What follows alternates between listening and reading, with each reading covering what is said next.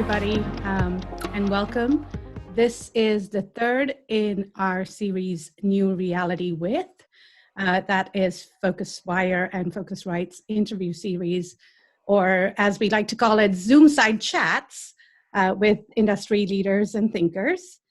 And what we like to talk about in this series is not just about what's happened. I think we all know how calamitous the past 2 or 3 months have been. But more importantly, we want to get our guests to opine on how they think things will pan out in the future.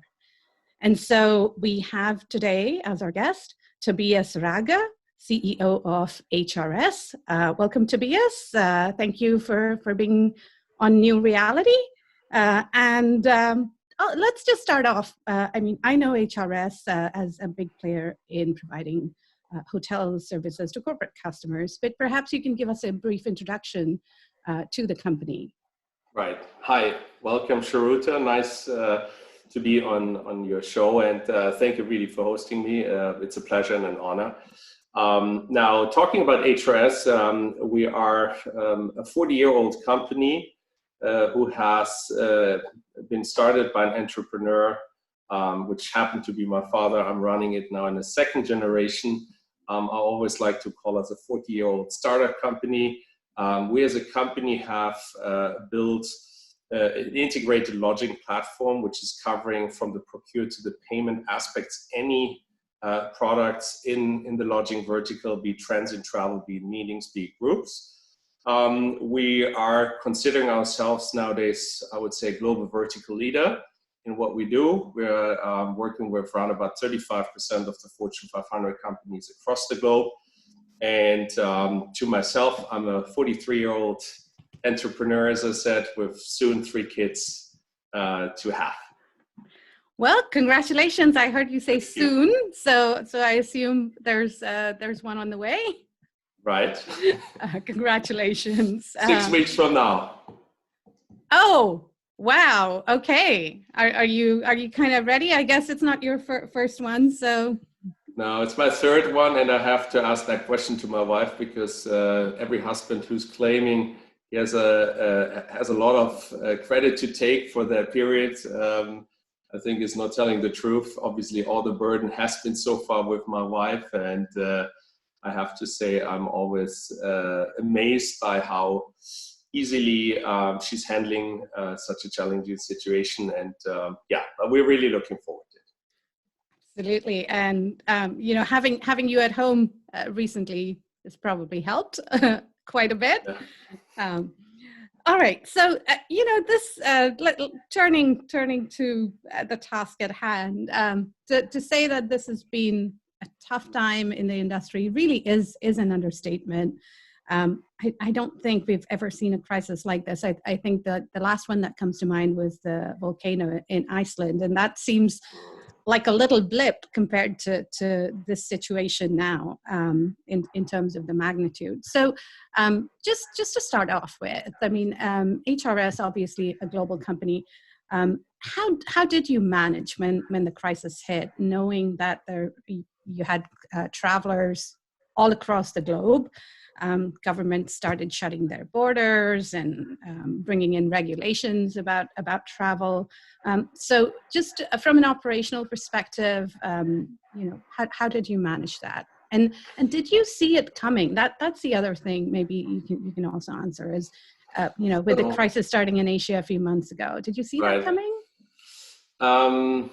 So now I think, always you're smarter afterwards. But I have to say I was very early on very wary of what might come over because I happened to be at the end of January still in APAC, traveling all over the place. And the coronavirus was already quite omnipresent there. And I think also due to SARS, the Asian population has a much different perspective of dealing with it. I think there's a greater deal of experience what viruses can do. And, everybody was wearing face masks and was really concerned about it. And I came back and I landed in Frankfurt and people were just, flooding into Germany. I remember running at the customs and the only thing they cared about was Chinese travelers maybe, taking some silverware with them into customs. I mean, and that was a moment where I felt, I think we don't see the real big picture. And latest, obviously, when Italy was hardly hit, I think everybody could see immediately this will be a major impact on Europe, and it can't be contained anymore. All of us being heavy travelers, I think we know about this. So we started then very early on preparing. I think when looking at how to manage the crisis, looking back, I think we did three things. First was really taking care of the travelers who were in certain destinations. It started with China, then Italy. I mean, we went with the infection ratio from area of a destination to another one, trying to make sure we get the travelers out of there, rebooking them, canceling, talking to the suppliers in order to make sure that this comes at little to no cost to the traveler, trying to encourage them also to rebook, because we needed to be aware also of our supplier partners. And after this was done, I think we really started managing our P&L. It was all about cost management immediately, reducing run rates on everything, marketing expenditures, hiring freezes. We also started to do short-time work quite heavily across the board in order to keep the lights on, but really reducing exposure of cost to the max, because back then I think nobody could see where we are. We also stopped some projects we said were nice to have, like an SAP migration in our ERP system, which might not be the most important thing in such a situation to focus on. And then from cost management, we went immediately into cash management. So outstandings, our business model is a retail business model. So we had quite a lot of outstandings which hotels were owing us. So trying to make sure we secure our well-deserved income structures. And then last but not least in this exercise, debt management. Talking to our banking consortia partners, securing enough liquidity so that I said always we need to be able to survive an 18-month period with no revenues, zero. And that is what we luckily 3 weeks ago then finally secured and managed. So, and then last but not least, really dealing with the new reality, because I think what we are seeing is we probably need to think about a 12 to 18 months period to deal with this virus. And, that's obviously an intermediate guessing here. But it was about how can we help our corporate clients in such a new normal environment, and making sure that they can deal with traveler safety. What does it mean for the products they require from the lodging supplier? So really starting to define guardrails for the future travel. And so you feel good about at least the near term, the medium term. You said 18 months or so. HRS is in a good position, so to speak.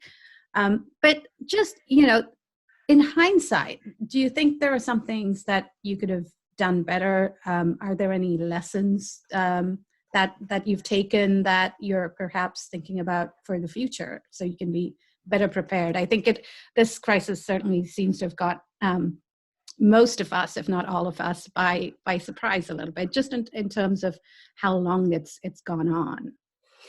Well, I think quite frankly, I have to say I was always very much focused on the innovation, new solutions, what can we do in order to wow the traveler, the corporate community. Neglected, I think, the importance of the financial departments, I have to say, and the processes they run.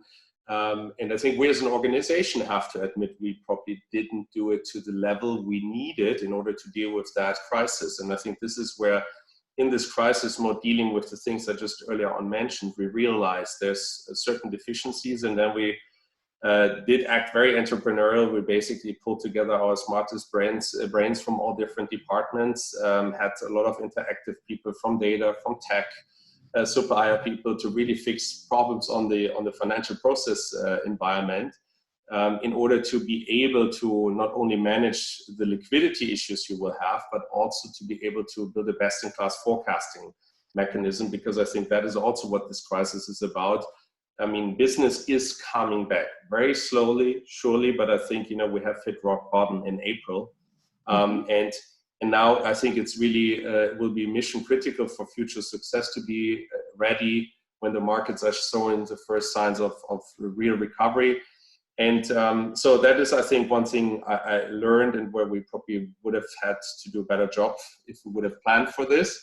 The other thing is, I think communication is key. I mean, we went very early in home office. I think we deployed everybody on the 12th of March globally across 35 different markets. We said, go home. And it's working beautiful, I have to say, from a technological perspective, but obviously people are working in isolation, right? So, and the communication in an environment of uncertainty, people saying, okay, a whole industry is collapsing. I mean, this is, never seen before, people being on short term. We have managed to avoid layoffs basically where we could. I mean, we haven't really laid off anybody systematically or something.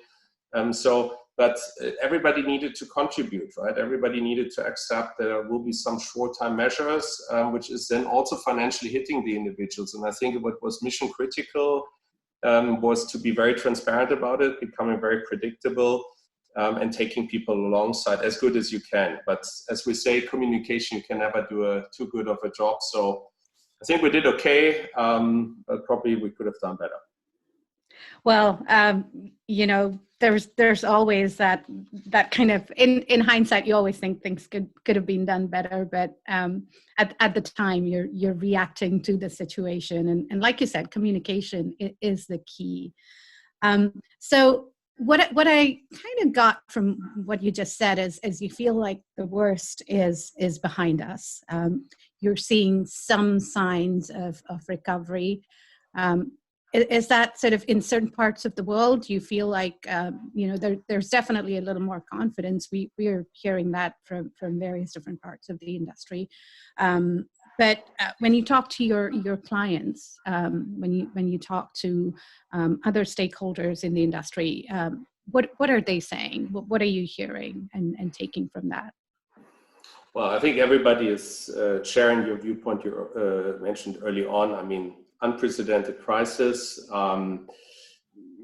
The numbers I've heard was somewhere between 95% below 2019 to maybe 90, but it was in that range always. We are now back to 80, so we have started to see signs of recovery. First green shoots coming from China. What you clearly can see, obviously, is international travel right now, with all the borders being closed, the international flights being gone, is still nearly not existent. It is a domestic rebound. It is currently led also by the corporates, not by leisure travelers. We see, signs of recovery where we created business which were COVID related, if you wanted. So we pivoted a little bit quickly to create COVID-related solutions. So for quarantine people from cruise ships, we arranged hotels to reopen.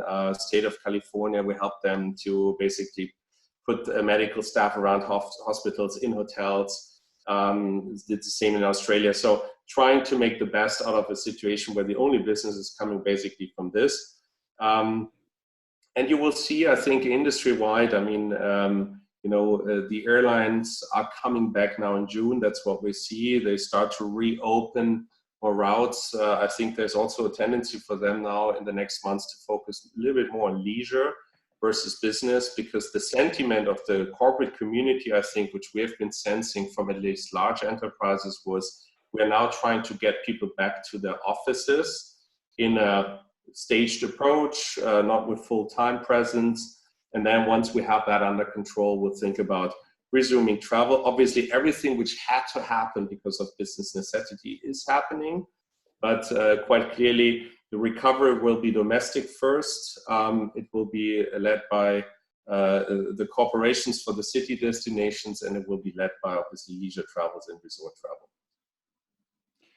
And that, the point you made about domestic corporate travel sort of leading the recovery, that's quite contrary to, I think, what most people in the industry believe. Conventional wisdom is that leisure domestic travel is going to rebound. It's going to take corporates a little more time, perhaps, to gain confidence in the measures that are being taken by airports, airlines, hotels. Just that whole duty of care aspect. And I imagine you're having a lot of those conversations as well with clients and with your supplier partners as to the measures that are being taken. What do you think is going to be like in terms of regaining that trust? That it's safe to travel again. Is what the brands are doing in establishing cleaning standards. Is that enough? Well, I think it's a start, right? I think it's a basic requirement which will be needed. I think nonetheless not to be underestimated. Also the fact of how transparently is it being communicated, how openly is it being lived and shared. I mean, when we think about restaurants with the open kitchens and so on, where people can look behind the scenes, I think has also been done a lot of the times for entertainment, but also trust creation points. I think also that the travelers, you're right, now in the summer months, the first months, you will see obviously leisure travel rebounding in leisure destinations first, and people making their own first experiences by doing so, because I think there's a big need to get out after so many weeks and months of lockdown. Will create, I think, also a sentiment of trust, of, okay, if I can do this for myself, my corporation is paying also for having the right supply base to, invest into this whole process of travel. I think people will gain the confidence back to do it. The suppliers will definitely have to do a tremendous job of communication and procedures there, but I have no doubt they are all doing this. They're all preparing for this. So I think that this will regain the trust momentum. And then also at some point, I can feel that, yes, things are changing a little bit, but we as humans also want to get back into, I would say, a new normal. And we don't want to stay forever in Zoom conferences or, stay at home. I think life has to go on. And yes, I think people will be more hesitant with very long stay trips, but domestically, I think it's the question also, do you look at it a European perspective or American perspective? In the US domestic, it's like traveling all across Europe. In Europe, when you think about a country like Germany, people will do a lot of car-related travel. So I think that confidence will come back after the summer. Well, I certainly hope so. I couldn't, agree more with your sentiment about being cooped up and just people being ready to travel, to get out of the house. I think there'll be a certain element of risk. Most people will evaluate for themselves and take those personal decisions. I think on the corporation side, I do wonder, though, how much travel managers, security folks are willing to take that risk. But to that point, what role is HRS playing in that equation? You said in the middle, between the corporates, between the suppliers. What are you doing to sort of instill that confidence for your clients to be able to send their travelers back on the road again? Well, first of all, I mean, we're the middleman between the suppliers and the travelers of the corporations, if you want, in this regard. And what we are doing is we're working extensively behind the scenes in order to create the transparency from the suppliers, no matter if it's the chains or local chains or independent ones, independent properties. What safety measures are you taking? We'll even properly certify certain properties with regards to third parties who will go in and test that, who will do mystery shoppings in order to certify what you can certify. I mean, I think, this is obviously something which will take a lot of work between ourselves, the suppliers, and then the corporations, where will, I think, give clear requirements to say we want to have a new dimension of how we procure. In the past, there was It was total cost of trip. It was a cost component. It was a sustainability component. It was getting more and more important. And I think now the safety and cleanliness requirement will become that new dominating factor for at least as long as COVID is around. So this is where we have to intermediate also the information exchange and support through third parties that there is a certain level of standard to the supply. And then making sure in the reality of the traveler, because the one thing is the procurement piece, building a program. The other is the travelers now looking at destination, wanting to find out what is the portfolio. And here, I think being able through AI to steer also the traveler in all kind of booking tools through the right level of supply and highlighting what's to be trusted and what's maybe not certified. I'm not saying not trusted, but maybe has no official validation. That is, I think, where our support has to lie. And last but not least, thinking about the touchless check-in, check-out payment experience, because this is where we've been seeing payment is a major driver for compliance. And this is also where HRS as a solution provider has technology in place that basically travelers can enter the hotel, leave the hotel, pay at the hotel without even touching anything, checking in or checking out. So you preempted one of my questions about just what the new hotel experience would be like for a traveler, any traveler, but business travelers in particular. And I know that a lot of hotels have been doing this, check-in on your phone, sort of that touchless, frictionless component. On the payment side, I think there have been it's been a little more challenging, right? With virtual cards, I mean, no one denies the benefits of virtual cards and the reduction in fraud and everything that comes with that.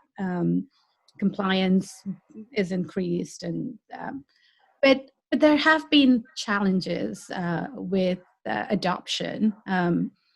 Just operationally with suppliers being able to accept those and travelers kind of getting, I've heard stories back from my TMC days about travelers getting to the hotel and the hotel saying, nope, we don't have it, or just the front desk not knowing how to deal with it.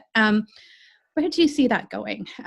Obviously, you said you expect to see an increase in the touchless experience there.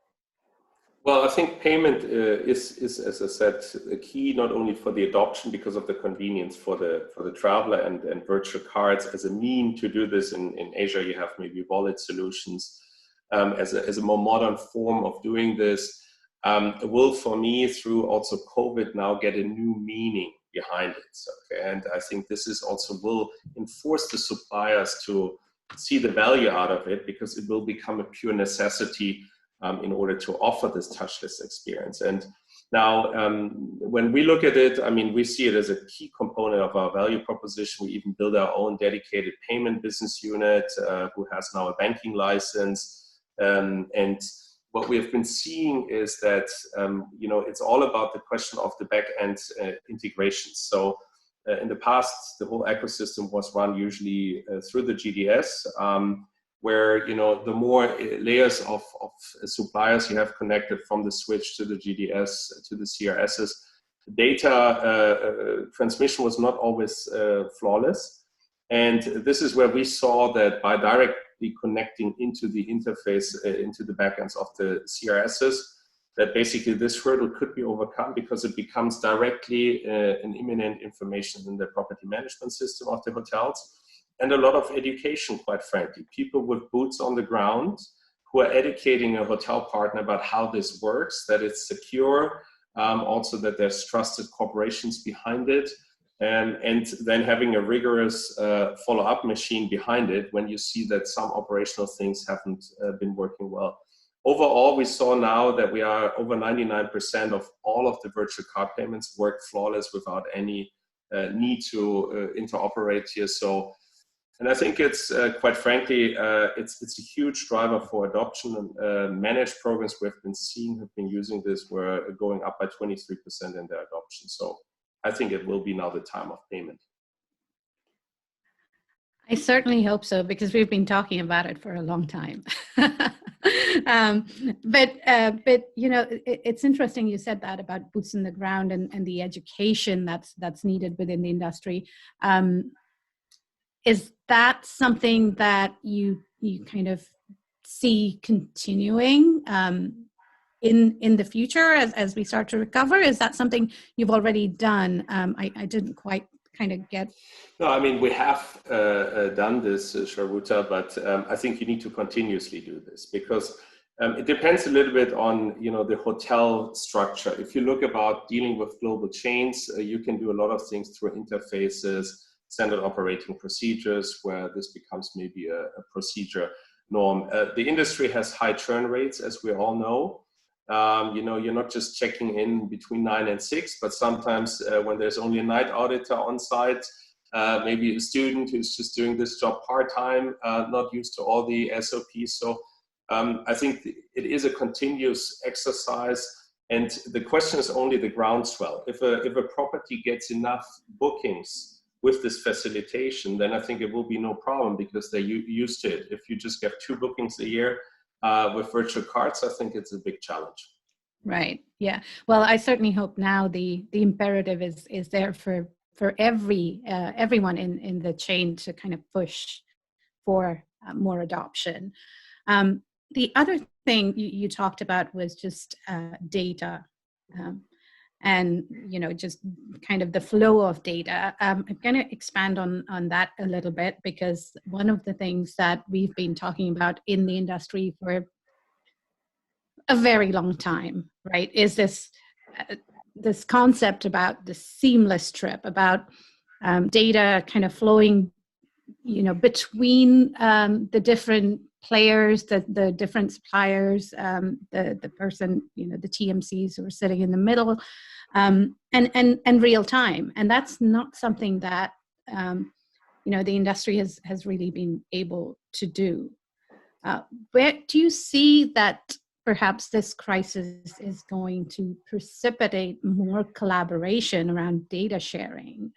Do you think someone is going to try and build that solution? I mean, there have been efforts, perhaps more focused on the traveler experience, with Turnera comes to mind, trying to build something like that. But I know that you know, everyone talks about data, but there just hasn't been that I guess ability to bring it all together. What's your view on that? Well, I think you mentioned, obviously, it's a challenge for the industry, and the reason for this is, the industry has been built about in the past around what we call today legacy monolithic structures, and then, you know, other structures added to it. More and more components were patched to these structures, and obviously provider A, B, C talking to each other. You know, there's a lot of inconsistency being created in the data exchange. And when we, for example, from the procurement side, do our job to procure for these large corporations, we get data from all the sources, the TMCs, the credit cards, the OVEs, the expense providers, and there's no normalized data. So you need to make a lot of sense out of this data. And the reason is it's a fragmented industry. That is what drives the complexity of flawless data exchange. Now, how we look at this is that data is everything. At the end of the day, it's all about, you know, the corporations are tasking you to provide a seamless experience, as you said, and they don't really care what you have to do in order to provide it. So everything what we do, and we have built in our lodging as a service platform, as we call it, from procurement through the booking experience to the payment and the expense piece, is all on proprietary tech, and it's all connected with each other, so that we are reducing the challenge of having other tech solutions in between and optimizing our own ecosystem, right? But we are only, if you want, a niche ecosystem of a larger ecosystem. So, and this is where we see, to your point of APIs are clearly needed to openly share the data, obviously on behalf of the customer and as much as they want, because that's such a sensitive topic. But I foresee that the industry in the future will be connected via APIs between different, I would call it best of breed ecosystems, who are then exchanging also the data, because nobody no matter how big you are as a company, will be good enough to build the perfect all-in-one solution covering all the aspects of travel. I think it will need collaboration. And I also hope that people understand that we need to mutually collaborate in order to create that better next level experience. Because as we say, it's sometimes weird that a private traveler who travels once a lifetime into a property in a given city, we talk about they have maybe better experiences than if people go there for the 1000th time in a year. So I think there's lots of things to improve. Well, I certainly hope that it happens sooner rather than later, and that this crisis perhaps helps it move forward quickly. But along those lines, and you mentioned very early on in our conversation that your focus has been on innovation, and that's something that's clearly dear to your heart. So, what do you think? Are some of the innovations that you would like to see across the industry, and that you think will come out of this? What are the opportunities for someone to take the industry forward? Well, I think it is really about the collaborative aspect of things, because sure, I cannot talk long about the things we do in our vertical, and obviously that's my area of domain expertise. And I'm sure in other verticals, people are doing exactly the same, pushing every day very hard to create the next generation experience. But I think the core is that we all have to understand that nobody owns the customer. I feel a lot of the times there's discussions about customer ownership. And I think, yes. At the end of the day, the corporation and the travelers, they are all our bosses, I would say. They define how they would like to see a travel experience. They define also what's worth it for them, how much money they're willing to spend on it, and who should be the players on their behalf trying to execute that vision they have. And I think this is often where we see very good programs who are making breakthrough successes in terms of digital experience, seamless experience from a traveler perspective, where we see I always say my vision is a 2-click journey, right? The 1 click is you just book with AI fueled systems who tell you based upon your preferences, all the data which has been mined over all these years and weeks, what is the right destination, property and supplier to choose.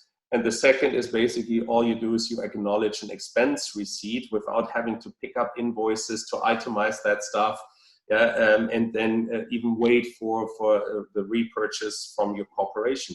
And this experience is already possible today. I think it just is the mindset which we as an industry need to adapt. And I think maybe in the legacy years, people were very protective and owning about the corporation. And I think the change agent is the key in this. The change agent is the corporate.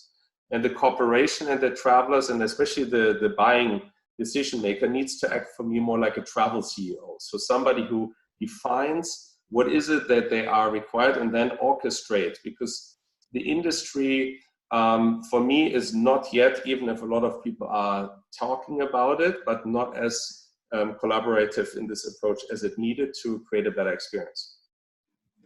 Yes, and there are quite a few travel managers, travel directors out there who are quite forward thinking, and I certainly hope, to your point, that they're going to be the ones that drive us forward in that sort of to that seamless journey.